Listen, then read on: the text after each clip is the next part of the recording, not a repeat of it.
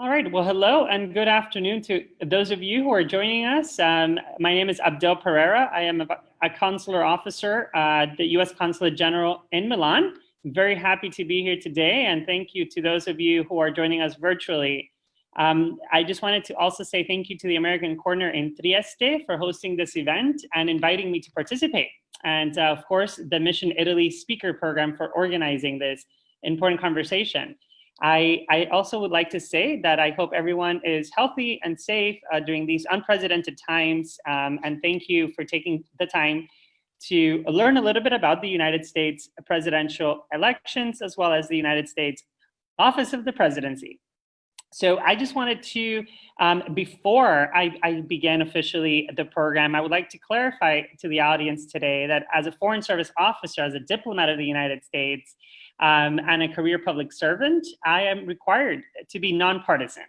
So the information we are presenting today relates to an electoral process only, and we will not discuss the various platforms of the political parties in the United States. So it would be a conversation more about the electoral process and not so much about the actual platforms of the candidates. So for that, I encourage you to follow the news in the United States, as I am sure you are able to access that here in Italy as well. So I am going to go ahead and share my screen in just a second here, and you will be able to see, there you go. All right. So, you know, when we think about the electoral process in the United States and how to become a president, have you ever wondered what are the steps and the processes involved in reaching the highest office of the U.S. government? Well, today we're going to discuss why elections are important in the United States. Who can be president, right?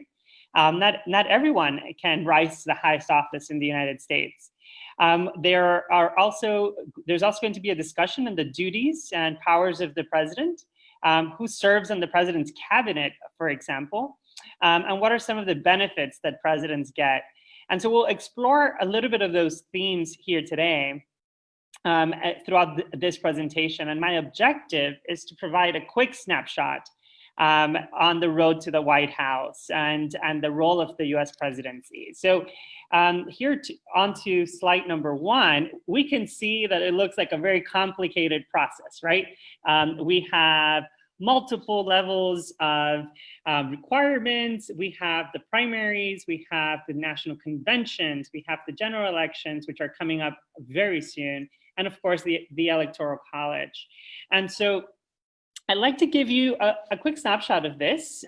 Hopefully everyone can access this and see this on your screens, but essentially we begin with this image. It's a simplified roadmap to the White House and the electoral process in the US. Taken separately, though, each step actually involves a very complex process. So let's explore it together, all right? So what are the main requirements to be president? So the number 1 is that you have to be a natural-born US citizen with a minimum age of 35 years old and a US resident for at least 14 years.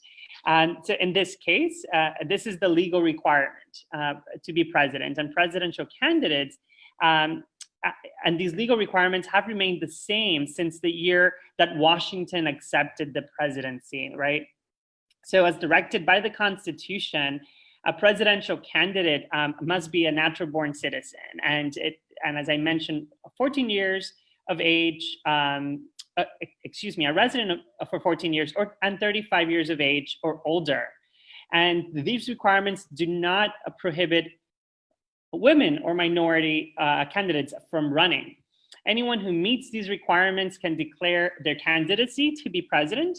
And once a candidate raises it or spends more than about $5,000 for their campaign, they must register with the Federal Elections Commission.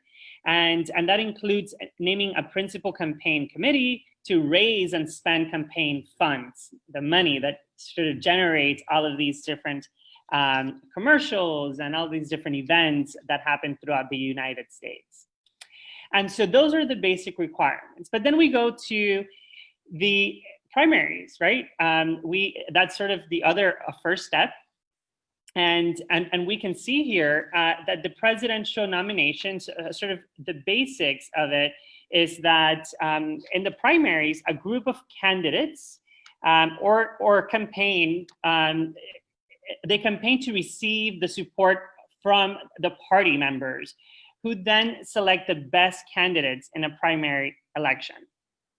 And then, of course, as a step two, it goes to a national convention. It's those big events where the party holds to select a presidential nominee. So somebody who has garnered enough support to then win the party's nomination. At this event, at the National Convention, which we saw just a couple of months ago, the presidential candidate also announces the running mate or the vice presidential candidate. And this particular candidate is also up for a sort of introduction to the world at that convention. Now, the sort of step number three, and it's a step that is coming up very soon in the United States on November 3rd, is the general elections. And the general elections, people vote for a group of what we call electors. And so individuals are casting their votes in the United States, and then the Electoral College in a step number 4, if we remember, that's sort of the last step there, step number 4, they are then casting a vote, and each elector gets a certain number based on the representation in Congress, and those electors cast this final vote. In order to win the presidency, the candidate who first reaches 270 votes from this group wins. Of course, I know this is very complex, and US politics is very complex. I also have a quick video I'll share with all of you. But I just want to give you a few more information on this. So the Electoral College, almost 140 million Americans voted in the nationwide US elections into 2016. It is expected that more will vote in 2020. And so, but only 538 men and women will elect the next president of the United States. And the votes to elect the next president will be cast by members of the Electoral College, as I mentioned, in 50 state capitals and in Washington, D.C.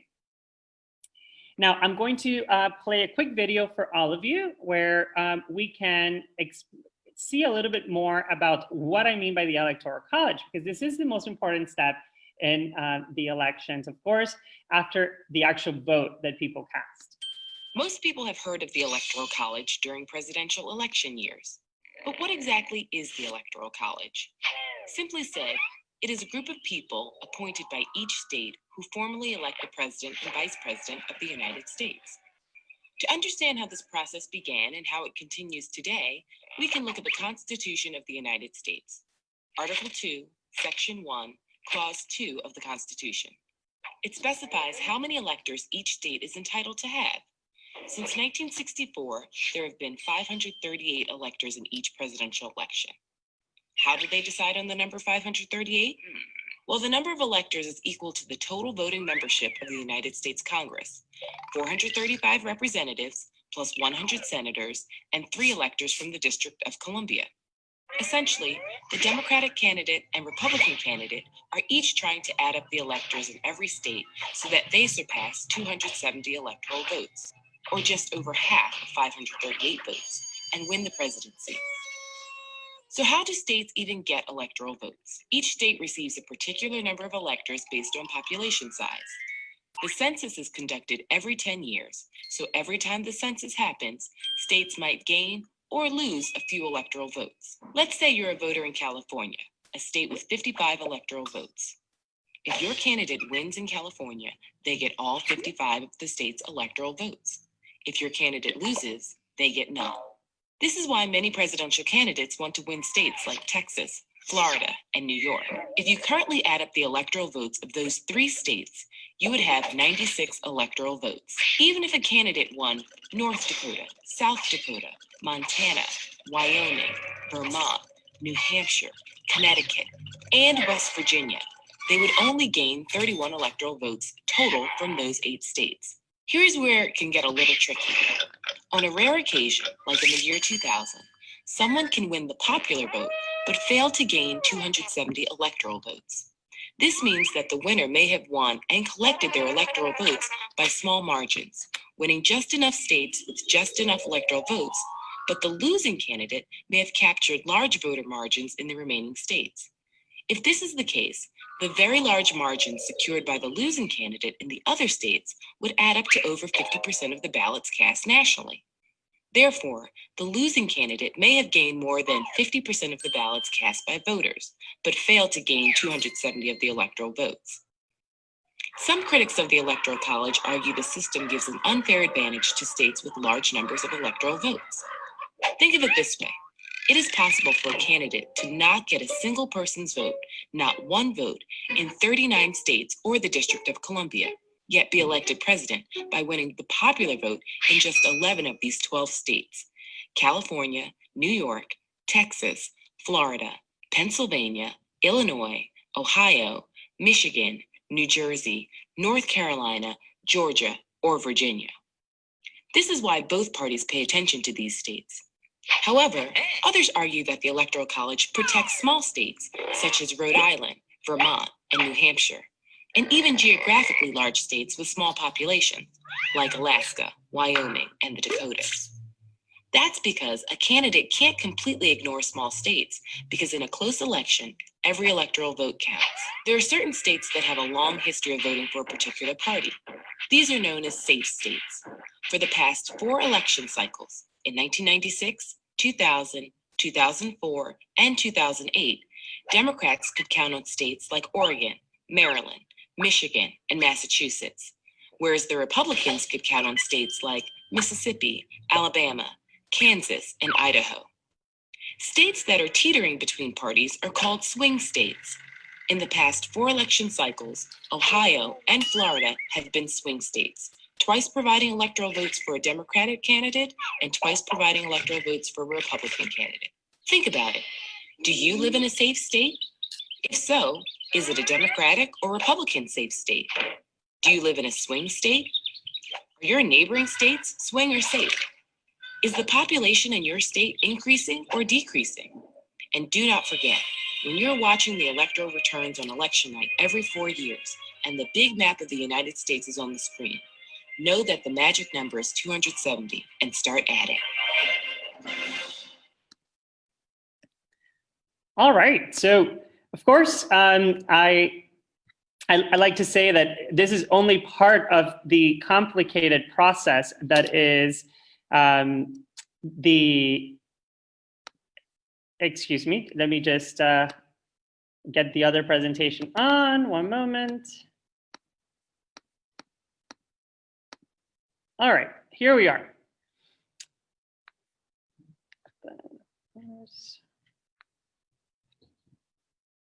All right, just one moment as I get the technology going. Just give me 1 second. In the meantime, I'd like to say to everyone that please make sure, if you have questions, to use the chat box that's in the bottom, and we will be able to show this at the end and take your questions and answer some of your questions. All right, so let me go ahead and stop sharing for just a second as I get the presentation up for everyone. Okay.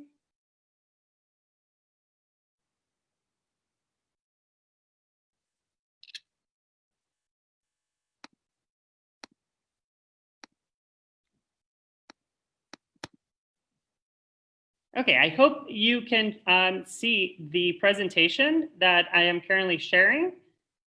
Please let me know if you don't, okay? All right, so we've talked a little bit about the presidential elections and how this is going to go essentially to the next, in November, how it's going to go. But I also like to quickly just mention a little bit about the federal elections, the elections for federal office, because these are also taking place, okay? And very with the presidential elections. And I would just like to quickly mention that during the election cycles, we're also electing Congress members, including representatives and senators. And the US president gets elected every 4 years, and House of Representatives, all 435 are elected every 2 years. Our senators, 33 out of 100 of them are elected every 2 years as well. So you'll hear a lot of this throughout the presidential coverage in the United States, because these are also important races that are happening across the United States, okay? Okay, so the president has won, right? And so essentially, what happens at that point? Well, the idea is that the president's term in office, the framers of the Constitution agreed that a 4-year term was long enough for a president to gain experience and demonstrate his abilities and establish stable policies. And so the no third term tradition, it's sort of an unwritten law that was refused to seek more than 2 terms in office. But in 1951, the 22nd Amendment was created to limit the presidential terms as part of the Constitution. So it is definitely something that we hold very dear in the United States as the president passes on power after the 2nd term if they win re-election. President Trump is the 45th president of the United States. He is, however, only the 44th person to ever serve as president. President Grover Cleveland served 2 non-consecutive terms, and thus is recognized as both the 22nd and 24th president. And so that's just some small trivia there for you to have in mind as we move forward. So what are some of the duties of the president? I mean, the president's job is super difficult, as we all know. They are balancing multiple things. And so I like to cover just a few of the things that the president actually carries out. So once the president wins the election, there's a lot of powers that come with the presidency. And so the president is simultaneously the head of state, the head of government, commander-in-chief, responsible for execution and enforcement of laws, and he or she appoints judges, ambassadors, and other federal offices as well. So the power of the executive branch is vested in the president of the United States, who also acts as the head of state and commander-in-chief of the armed forces, as I've mentioned. So the president is responsible for enforcing laws and also for implementing laws which are written by Congress, and to that end appoints the heads of several federal agencies as well, including cabinet members. And we'll talk a little bit about cabinet members in just a little bit. But 15 executive departments, each led by an appointment member of the president's cabinet, carry out the day-to-day administration of the federal government in the United States. And so they're joined in this by other executive agencies, such as Environmental Protection Agency, the CIA, et cetera, the heads of which are not part of the official cabinet, but who are under the full authority of the president as well. So the president appoints the heads of more than 50 independent federal commissions, such as the Federal Reserve of the United States, the Securities and Exchange Commission, as well as the federal judges, ambassadors, and other federal offices. So the president has the power to either sign legislation into law or veto bills enacted by Congress. And so we'll talk a little bit about that in just a minute as well. But in summary, the executive branch conducts diplomacy with other nations, and the president also has the power to negotiate and sign treaties. And so it's the president who also has unlimited power to extend pardons and clemencies for federal crimes, with the exception in cases of impeachment, of course. So these are just some of the duties of the president while in office. Now, the head of government and a head of state. So it's typically in a parliamentary system, the head of government is a prime minister, right? We see it in Europe and multiple countries. And and it's elected from the parliament. And in a parliamentary system, the prime minister is selected from the parliament, and is typically the leader of the majority political party or coalition. In the United States, the president is actually both the head of government and head of state. The president is elected separately from the legislature and may or may not be of the legislature's majority political party, which is a big important difference in our systems. The president's cabinet will also consist of individuals who are constitutionally prohibited from being members of Congress at the same time. And this is also another really important constitutional restriction in the United States.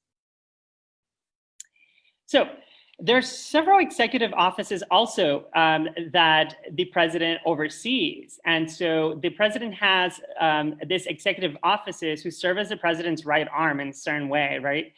They staff the president's closest advisors, and it's designed to help the president make and enforce policy and make decisions.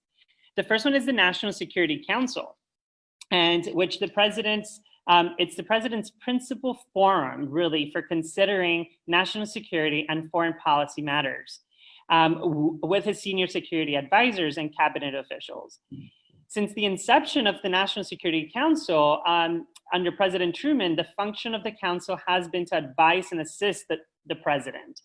And the council has also served as the president's principal arm for coordinating these policies amongst the various government agencies. And so if you've been to Washington and you visited the White House, you will see that next to the White House, there's this big building with lots of windows, which you can see here in this photo, and it's the Eisenhower building.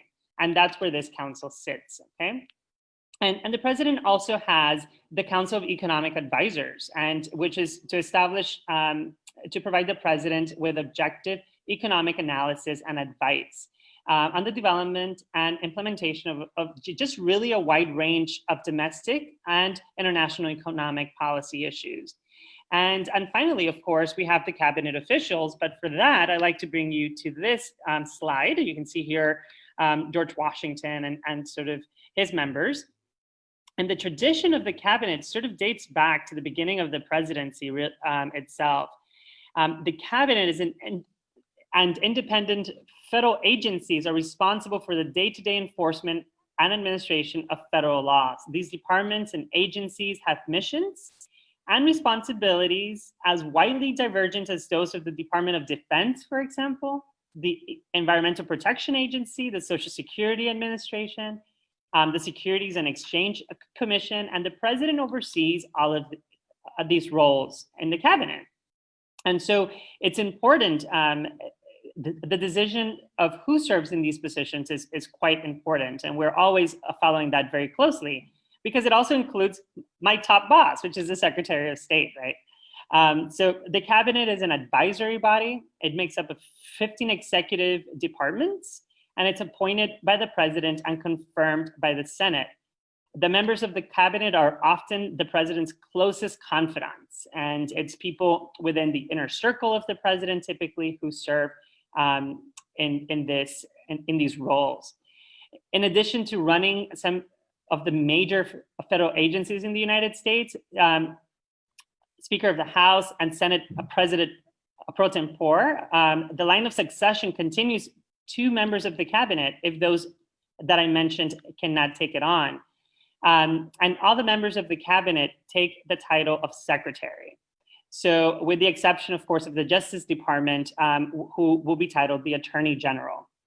So we have the Secretary of State, the Secretary of Agriculture, Commerce, Education, etc. Okay.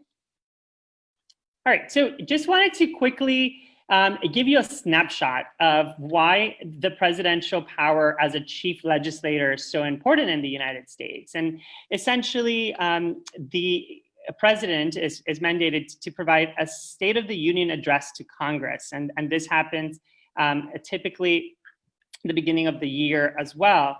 And upon extraordinary occasions, can also convene both houses of Congress. And it can sign bills within 10 days, and then bills will become a law. But the president also have a veto power. And presidents can return the bill to Congress with a statement within 10 days, and Congress can then override that veto of that law that has been written and passed in Congress with a 2/3 majority from both houses, which is very difficult to get, right?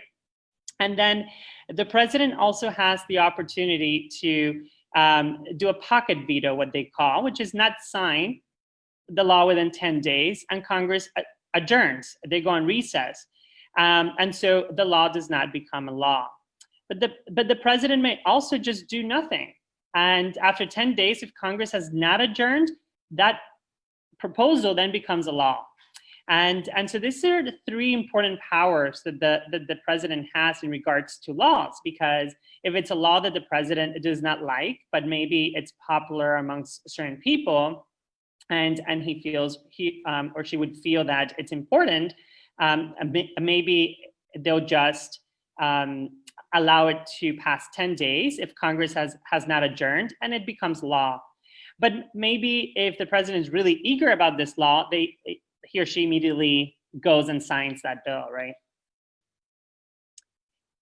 So a few other powers of the presidency, right? Some of the formal powers the president has is to, of course, as I've mentioned, to faithfully execute laws of the United States, but also to grant pardons for federal offenses, and except in the case of impeachment. And that typically we see throughout the presidency, and it can be for a wide range of issues in the United States. And then, but one of the things that you're seeing more prominently in the news lately is, of course, to nominate judges to the Supreme Court with the consent of the Senate, of course. We're seeing an example now, as I've mentioned, with the passing of Justice Ginsburg. So there's a new nominee.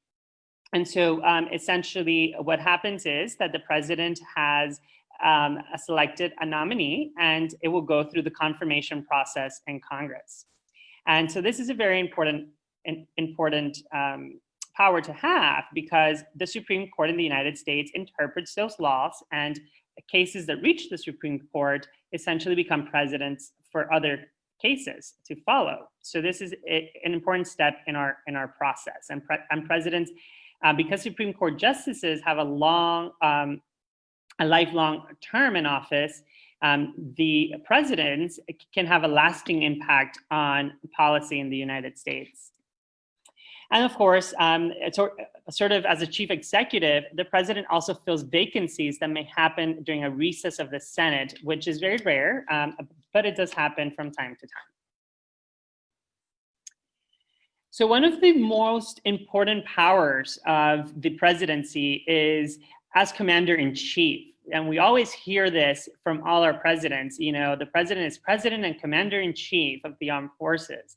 And so it's something that it's one of the most important powers, and it's one of the powers that the president takes most seriously. As commander-in-chief of the Army and Navy, as well as, you know, in the case if they have to make an undeclared war, for example. Limited by the War Powers Act of 1973, the president can commit up to troops for 90 days without congressional approval. And so essentially, along with the office's formal powers given by the Constitution, the president also has various informal powers, including the ability to enact legislative agenda, executive orders, which you've heard a lot about, sending out troops without a declaration of war, and conducting foreign policy initiatives with other countries. Unlike some of the formal powers that are provided to the president's informal powers are not specifically written out in the Constitution. And so we see a lot of the presidents who for example, like enter into executive agreements with, in terms of policies with other countries that are not treaties, but are between the president and foreign leaders. And they are different in that they do not require the approval of the Senate. And they usually stem out of previous legislation or a previous treaty, for example. All right. So I just wanted to now cover, I have a few slides on some of the benefits of being president, This is probably, of course, it can also be considered probably a recruitment video after this or a presentation, but no. I just want to give you a little snapshot of, on the road to the White House, what are some of the benefits that the president gets in this important role. And so in terms of presidential salary, I know that that's something that always comes up in presentations that we do. The idea is that Congress actually determines the president's salary, and the president shall receive in full for his services during the term for which he shall have been elected, compensation up to $400,000 a year to be paid monthly, and in addition, an expense allowance of $50,000 to assist in defraying expenses resulting from official duties. And there's some discretion there in how they can use that. There's also, for example, $100,000 in non-taxable travel account, and $19,000 for entertainment, and a few other expense accounts. But any unused money, any money that is not being used, is actually returned to the Treasury. And so the president, in his, a lot of presidents also donate the money that they receive for their role and for their role as president. And so, for example, 4 presidents refused salary in the past, and instead they donated all of it or part of it. For example, George Washington donated at the time his $25,000 salary, and he used some of it for travel expenses. He needed a special chariot to take him through the rugged roads of the South. He had also forgone a salary while he was our nation's military commander. Then Herbert Hoover divided his salary between various charities. He gave some of it to his staff. And Hoover's net worth at the time was around $4 million in 1913, which is about $103 million today. John F. Kennedy also donated his $100,000 salary to charity at the time. He retained $50,000 as entertainment for his entertainment allowance, and Kennedy actually inherited a multi-million-dollar trust fund, and so he was able to do this. And then Donald Trump, our current president, he has donated his $400,000 annual salary for various to various federal departments in the United States. And so this is just to give you a quick snapshot of what some presidents have done with their salaries. An important note is that the First Lady, who has many responsibilities, that position does not pay a salary. And so that's definitely something to consider in the future, maybe. All right, so I just want to go over some of the great presidential benefits here. I mean, we've all seen the beautiful White House that the president gets to live in, the Air Force One, but I have a few other sort of presidential facts in terms of benefits that I think you all would find very interesting. The prestigious title of president to the United States actually comes with various perks as well, and that includes country home. If you've heard of Camp David, many accords have been signed at Camp David. Many important meetings have happened at Camp David, and so the president can definitely use this as a country home. The personal plane, Air Force One, as you see down here, a photo, it's also at the president's disposal for travel internationally and domestically. A helicopter is also part of the president's sort of fleet, and it's called Marine One. And you've seen the president sometimes land on the backyard of the White House as Marine One sort of descends. And so you've probably seen that in some of the videos and photos. The president also has a fleet of armored cars, and this fleet is called Beasts, and it's sort of these like limousine type cars that are equipped with everything you can imagine. And so the president has access to this fleet as well. And so the president also gets to have cooked meals by executive chefs and pastry chefs along. And the White House comes with a bowling alley, which is quite fascinating. You can Google some of those photos. A billiards room and other sports areas. And the White House also hosts a 51-seat home theater. And we've seen in some photos where presidents host movie nights and they invite their closest colleagues.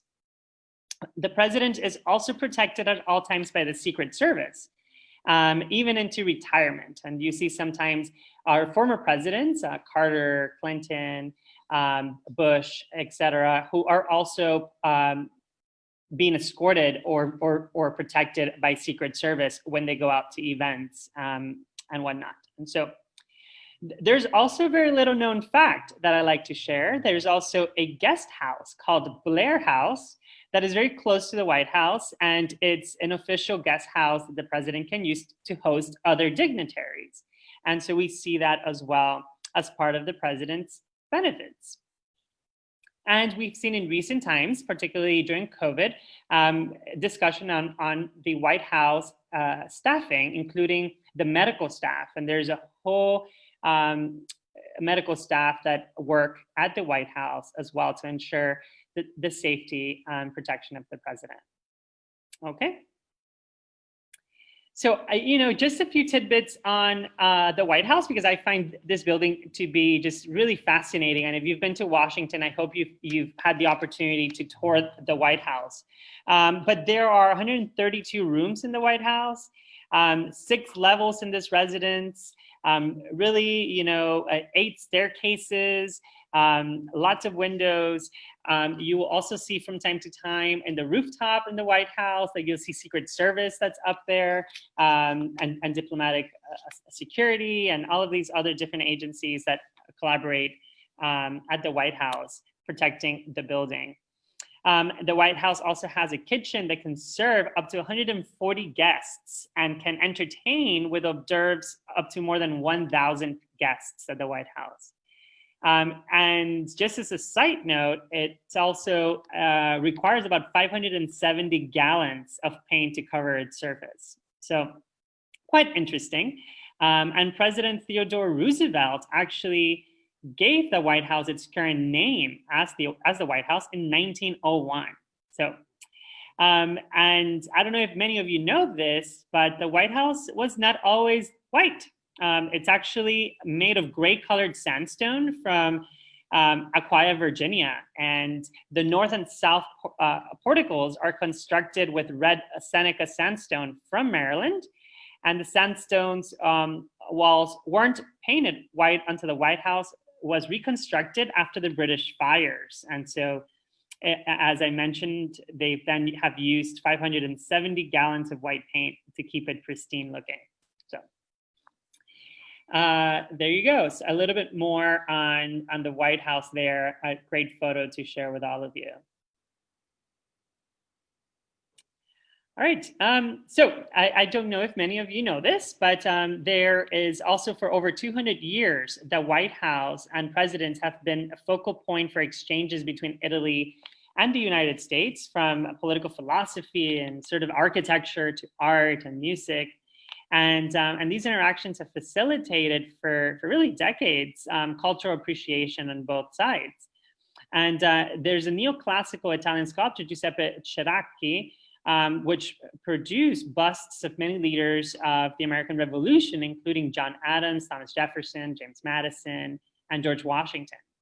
So this bust of George Washington was modeled during the first half of the 1970s and, of the 1790s, and is part of the White House permanent collection. So it's great to have that connection with Italy. So, what is life like for ex-presidents? Presidents who are typically accustomed to prominence and power might find it very difficult, right, to retire sort of from the active life to go and rest. And a lot of them at a relatively young age, right? So what happens to these motivated, determined individuals when they're faced to abandon the White House? Well, While presidents have many more options open to them in their retirement than the rest of us probably, of course, they find the transition difficult in a lot of cases, and their choices have run the gamut, really, from the art to speaking engagements to altruistic and avaricious sort of engagements. And so I have a few to share with all of you here today. What happened after you become president? How the presentation started, how do you become president? Well, essentially, after you become president, a few of our renowned presidents have found really interesting pastimes. For example, Ulysses S. Grant penned his memoirs to provide a financial cushion for his family. And so he wrote a book, and we see that a lot of presidents sort of write books also. Theodore Roosevelt, he wrote hunting books, which I found quite fascinating when I was doing my research for this presentation. Herbert Hoover, he wrote a book called Fishing for Fun and to Wash Your Soul. Gerald Ford, Humor and the Presidency was a book he wrote, and many other presidents, such as Dwight Eisenhower, landscapes and portraits occupied his last 2 decades and were exhibited widely. We have also seen that oil paintings of Carter, for example, have reached about $750,000 for charitable organizations. And George W. Bush has said that his artwork makes him happy, and we've seen a few of his artwork also come to life. And so President Barack Obama and First Lady Michelle Obama announced that they are opening, for example, a center for citizenship in the south side of Chicago. And many presidents also have this historic libraries they can also open in their home states. And so we are also seeing that they continue to be civically engaged. So, I meant to, well, I guess you already saw it, but who is the youngest president ever to be elected? It was John F. Kennedy at age 43. And so he was the youngest president to be elected, and he was 43. The oldest person to assume the presidency was our current president, Donald Trump, at age 70. And George H.W. Bush, I have a few other fun facts about our presidents. He loved wearing colorful patterned socks. And so Bill Clinton, for example, is a 2-time Grammy winner. Did you know that as well? George W. Bush was the head cheerleader in his high school. And I've also found out that Barack Obama collects comic books, President Obama. And President Trump owns 17 golf courses, as you all may have also been following around the world. So, you know, I just want to, as we wrap up and we open it up for some questions, I just wanted to explain a little bit about the United States and why it's so important for us as citizens, this role of the presidency and becoming president of the US. Every citizen over the age of 18 can have a voice in the government, and our voice is to vote, and that's super important in our culture in the United States. The right to disagree with one another, and especially the citizens' rights to disagree with the government, is also a precious right that we are guaranteed as American citizens by the Constitution. And so through elections, it's how we do it. And we hope that you're enjoying that process as well from the United States. And here it is. This is the road to the White House. And I don't know if this is it, but these are some of the interesting facts I found on how to become a president. Well, these are some of the elements that I have found. About 32 or 44 presidents have served in the military in the United States. 26 presidents were lawyers. So if you're into law, right? 18 presidents served as US representatives. We had other 16 that have served as senators, some that have served as governors, 14 as vice president, and 8 who have served as cabinet members. there are also 7 presidents who previously had experience in the foreign service. So just like us, like our diplomats. And so that's very important to know. So I don't have the perfect recipe on how to become president of the United States, but I do know that it's definitely through an electoral process that we're very proud of, and that definitely service is always sort of part of the culture of running for president. And so that is the presentation here today. And I am going to sort of stop sharing my screen at this time to see if we have any questions from anyone at this point. And so I'm going to go over and see.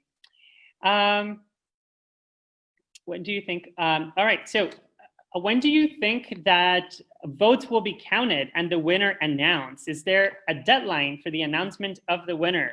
And so, as you know, on November 3rd, Americans go out to vote. I think that a lot of news shows and news have been sort of explaining that it may take longer this year. I mean, there's a lot of COVID restrictions, and so if it takes longer to announce because of counting votes, a lot of states count by hand. So a lot of the mail-in votes that come from individuals like me who come from overseas, and I mail in my ballot. So it may take a little bit longer, and that's okay. I think our main goal is that as long as we have a result, the United States and citizens understand. How long it's going to take, I don't know. I wish I had that answer, but essentially there's not a deadline that I can say that there is, but it should happen within the days after, or a couple of weeks if it's very contentious. And we all remember, I'm from Florida in the United States, and I clearly remember one of the elections, it took several weeks. They had to get sort of different courts involved, and a lot of the election results came down to the Florida votes, right? And we hope that that's not the case, but who knows? It happens. It's our democracy, and we respect that process. What is the take on both candidates about healthcare, considering the damage that coronavirus has done in the last 6 months? Well, Marco, thank you so much for your question. As I mentioned, I am not at liberty or allowed to discuss a candidate's sort of individual platforms in this event, just because as foreign officers, as foreign diplomats, we serve nonpartisan, we serve both administrations. And so I cannot get into discussions on platforms. What I can say is that just like here, in Italy and across the world, we are definitely following the news on coronavirus very closely, and we hope everyone is staying healthy here as well. Will a Supreme Court judge be confirmed before the elections? I'm Corner. Thank you. This question comes from the American Corner in Trieste. Thank you so much for that question. I think, for a Supreme Court judge to be confirmed, it has to go through a Senate review, and the Senate has to vote to confirm the individual. And so we are currently in that process. I think it's still happening, that we have some hearings that continue to take place. And so will it happen before the elections? We don't know. And if at this time, I think, my focus, it's a little bit more on sort of the election process and the official office of the presidency. But I can say is that, as I explained in my presentation, it is a big power that the president has. And we're seeing that in this current a sort of cycle of nomination. And so hope you're following that news closely as well. Let's see, I think we had, I think that's the questions that we had. If you have any other questions, please go ahead and write it. I'm very happy to discuss how this process works. Oh, this is a great one. Jessica, thank you for the question. How does an electoral campaign work? Oh, this is fascinating. Yes. And so actually, we can spend a whole other hour talking about campaigns themselves, right? So everything that's involved in a campaign and the sort of operation that it entails.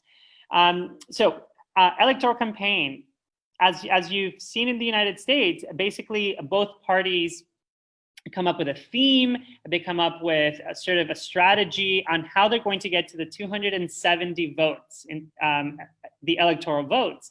And so then essentially the candidates then go and travel to those states and they host events in order to try to garner as much support as possible from the public, right? And so that in that operation, a lot of money is involved. And that's why candidates receive donations mainly for their campaigns. And so they get individual donations from what we call super PACs in the United States, which are groups or entities that put money together to support a candidate. And we also essentially, and they use those funds in order to fund the campaign, including staff that has to work in the campaign, promotional material, including television ads. And so you'll see in the United States in October, leading up to an election, every other commercial feels like an elections related commercial. But it's very much part of our culture, right? In order to see who the best candidate is, see who the candidate is who is closest to your values and whatnot. So it involves a multi-tier process that involves the people like us who maybe pick up a phone and there's a place where people go together to call and make phone calls to people and say, hey, this is the candidate that you should support and this is why. And then after a certain period of time, as we get closer to elections, you'll see that polls start to be released. And those polls are indicating one way or another, and then the media plays a role as well. You get also endorsements. So candidates also get endorsements by anyone who can garner more votes. So for example, public figures, prior presidents, families, etc., will speak out and say who they're supporting and why, and encourage people to vote and why they need to vote for a certain candidate. So all of these elements come together in sort of this perfect process that is how campaigns are formed and made, and strategies change throughout. I can tell you that probably back in November last year, no one would have thought that a pandemic was going to hit the world and they were going to have to change the whole way that they did campaigning. A lot of events have turned virtual. We're getting ready for a virtual debate. Excuse me, not a virtual debate. We were almost going to have a virtual debate, but for example, debates amongst local candidates have happened virtually in some places. And so it's important to keep in mind that the campaigns adjust to the various strategies based on what's happening around them as well, okay? So the next question is, does the president have to pay taxes? And the answer is yes, the presidents do have to pay taxes. So that's a good question as well, thank you. And let's see, Paula has another question. Does the president get a salary from the state after he steps down from his position, or he or she needs to find a different way to make money? No, there is a pension. The president does get a pension that he or she would be able to essentially live off of, and it's a very good pension as a government worker. And so I find that they, in addition to Secret Service protection and sort of all of the notoriety that comes with being president of the United States, also leads to other sort of enterprises, right? So a lot of folks, as I mentioned, will join other things that they like to do, like writing a book, which they'll then get money from as well. And so, yeah, but there is definitely a pension that comes with the job as well. All right, so we have time for one more question if you're interested. And I hope that you have been able to follow the presentation, and I thank all of you again for joining us in this hour conversation on the US presidency and how to become president of the United States. And we will all be fixed to our screens on November 3rd and the days subsequent to that, and to hear a response. Okay. Let's see, anyone else? All right, thank you for offering this virtual presentation. Thank you, American Corner, for sort of including us and inviting us to this presentation.